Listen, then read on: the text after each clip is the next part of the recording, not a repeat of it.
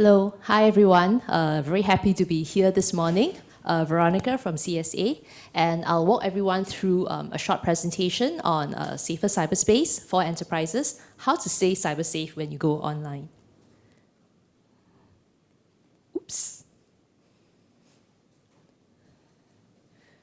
Okay, this is not advancing.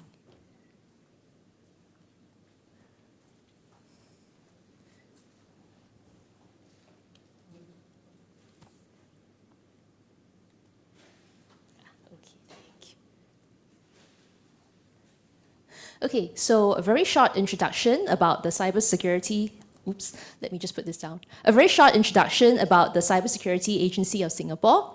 We are a government agency with a key mission and focus on keeping Singapore's cyberspace safe and secure. Three areas of focus for us. In the area of underpinning our national security, we would protect and defend our critical information infrastructure. Beyond that, there are 280,000 other enterprises that are non-critical information infrastructure in our economy, all waiting to go online and enjoy the digitalization opportunities. And this is where we power a digital economy, making sure that enterprises have the confidence to be cyber safe as they go online. This is, of course, supported by our vision to have a vibrant cybersecurity ecosystem to support this economy. And I'll talk a little bit more about our efforts in going digital and helping enterprises to stay cyber safe in today's presentation. Finally, in the area of protecting our digital way of life, awareness is actually a very big part of our work to make sure that enterprises and individuals are aware about cybersecurity and how to stay safe as they go online. So this is where we do outreach to raise awareness and to promote adoption of good cyber hygiene practices. Now, digitalization, it creates immense opportunities for organizations as they go online. It has been accelerated very much by COVID-19, and you would see that, well, today we've gone back to a little bit of the new normal, having a physical hybrid event, but before that, I think in the past 1 year or so, many of the transactions we did were online. We worked online from home, learning was online, and we also stayed connected online. However, while there is the upside of going digital, it also needs to be aware of some risks that we may have to face when we go online. And COVID-19 has changed this significantly because if you do recall, at the start of the endemic, many people rushed to go online, which also meant that there was an increase in the usage of technology solutions. This also meant that at the start of this, IT teams did not have sufficient time, potentially, to actually stress test your systems for cybersecurity. With many people going online, transactions going online, it really expanded the cyber attack surface, and you would see that the network parameter has also changed. When we talk about cyber risk online and attacks, many would think of some of the famous or larger high-profile attacks that could potentially impact the large companies. But we are generally maybe not so aware that actually smaller enterprises are not too small to be attacked. And this is an infographic that we have taken from our Cyber Landscape report published earlier last year. We put some focus on ransomware because it really became quite a big issue last year. And you'd see that there was a significant increase, and many of the cases reported were actually related to the small enterprises, which also goes to the short point that whether we're a large or small enterprise, we should be wary and not make the assumption that we are safe as we go online. Earlier on, in Gwenda's opening address, she talked about a survey that showed that some enterprises talked about some wariness in going online because they were scared of being attacked. And actually, this is what we would like to do. We want to help enterprises stay cyber safe. Cybersecurity is a critical enabler to the digital economy, and we want to make sure that enterprises are able to build confidence so that they can confidently go online, leverage the opportunities and not have an impact to the business operations as a result of cyber incidents, and also to help them to avoid that loss of trust and their business reputation when attacks happen. So for many of you who may be business leaders in the room, you may be asking, why and how should my organization stay cyber safe? So I think one of the best ways is actually in the form of regular cyber risk briefings for business leaders so that they're aware about the importance of cybersecurity and they know what to do in order to prevent some of these attacks from happening. We would encourage business leaders to view cybersecurity as a business investment that pays for itself over time. As a business leader, you would want to be cultivating cybersecurity leadership in your organization. Do you, as a business leader, for example, seen as a champion for cybersecurity, practicing some of the good cyber practices yourself so that you can be a role model for your staff and your employees? In any organization, our assets would be our hardware, our software, as well as our data. So what are we doing in order to take stock of what our assets are so that we know what are the things we need to do to protect them? In the physical world, before we go out, we always lock our doors and make sure that we don't get unwanted entries into our room, for example.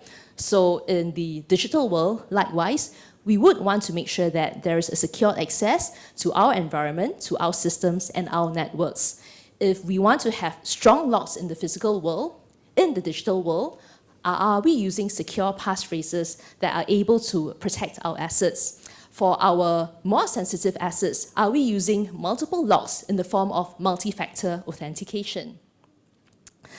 So in cybersecurity, there's this saying that it's not a matter of if but when, and I think we should all make sure that our business is ready for the ability to respond when a cyber incident happens. So this is where it's important to make sure that our businesses are cyber resilient so that we're able to detect it, respond, and be able to then recover our business in a quick manner without major impact to our business operations. So I've covered quite a few measures, but one thing I've not covered so far, which I've left to the last because it is one of the most important things that we need to think about, our employees, the human factor. Depending on which statistic you read, people have said that the human factor is sometimes responsible for anything between 60 to 80% of cyber incidents. And instead of letting your employees become the weakest link, what can we do to be able to actually translate them into being our first line of defense in the organization? Actually, cybersecurity awareness training for employees is very important so that they're aware of what are the things they should or should not be doing and not be inevitably get tricked through social engineering attacks. So I've asked quite a few questions. For all of you who are starting to get stressed by my questions, we do help enterprises to answer some of these through the various cybersecurity toolkits we have.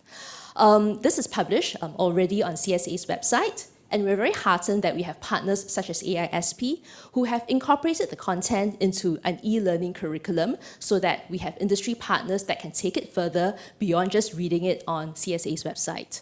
So I think Tony introduced the BOK earlier on. Apart from talking about the risk of going digital, the BOK also covers things like how enterprises can go digital, what are some of the grants available, and also covers some of the data-related aspects of the BOK as well. So it's actually relatively comprehensive for the small business, and I would urge small businesses in the room to actually take a look and refer to AISP's training content. Okay, so the toolkits that we have talk very much about awareness. Being aware is one thing. Most importantly is after you're aware, we need to take action. So this is the next set of toolkits that we're preparing. Targeted at the enterprises with smaller IT teams so that we put together a set of resources as well as tools. And if your enterprise does not have a very dedicated IT team, we hope that this will make it useful for you, for your staff to be able to have a collection of tools that they can use to help you stay secure. So now that we are aware, we have taken action, what are we doing to recognize enterprises that have good cybersecurity? Also coming soon, we are planning for a trust mark as well as a mark of cyber hygiene. This is a form of cybersecurity certification for enterprises, and it will serve as a visible label to show that your enterprise has put in place good cybersecurity practices. The mark of cyber hygiene will recognize you for having good cyber hygiene, and it will also make sure that it takes on a prioritized approach and help you to be protected against the most common cyber attacks. The trust mark is then for the larger companies who have gone beyond cyber hygiene. It will take on a risk-based approach simply because for different enterprises with different business needs, maybe the measures that you need to put in place are slightly different. The natural question is, why would anybody want to, or which enterprise wants to submit yourself to cybersecurity certification, which sounds like a big, scary exam? So I think in the past year, we have seen a big spate of supply chain attacks in the industry, where organizations are compromised as a result of not so much their own cybersecurity posture, but sometimes it is through an exploit or vulnerability in the software that they use, or through a certain relationship with a business partner that may have engaged services from. So I think increasingly, as we do see supply chain attacks happening, we do see that increasingly companies may ask you to demonstrate that you have a certain minimum level of cybersecurity posture before they would want to work with you. And having a mark of certification is then one way for you to be able to demonstrate that you have a minimum cyber posture in place, you can be trusted, and brings a certain level of assurance to the business partners that you work with. I've rattled on quite a bit. Many of these are CSA-led initiatives, but as Tony mentioned in his presentation earlier on, cybersecurity is a collective responsibility, and it is also a team sport. So it is not just about government leaning forward to work with enterprises to stay cyber safe. We also have a partnership program where we are open to working with trade association partners, industry partners who all have a common interest in this to work together and raise the cyber posture of enterprises in Singapore. So I would like to urge those in the room who are listening in to reach out to us if you're interested to work with us. So I think I've come very much to the end of my presentation. If you're an end-user enterprise who has some burning ideas as to what else we could be doing to help you raise your cybersecurity posture, please do reach out to us. And for partners who would want to work with us in the partnership program, please reach out to us as well. Happy to explore. With that, I end my presentation. Thank you very much.